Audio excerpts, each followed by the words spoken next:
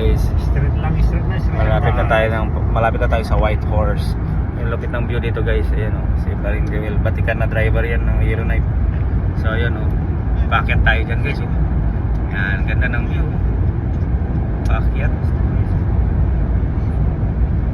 Parang ano eh. Yung kabila nito, pagkakit mo dyan, White Horse na siguro. Pagbababa nito. Diba? Galing ng view niya. Walang ganong sasakyan. Lalawak ng daanan. Ayan si Bryson, oh. Naiyak na si Bryson, nagising. Ang ganda ng daan mga idol. Ayan, ang ganda ng daan. Oh, foggy lang, foggy. Mababa ang ulap dito sa mataas tong lugar na to. Slower, okay. So ayo tayo.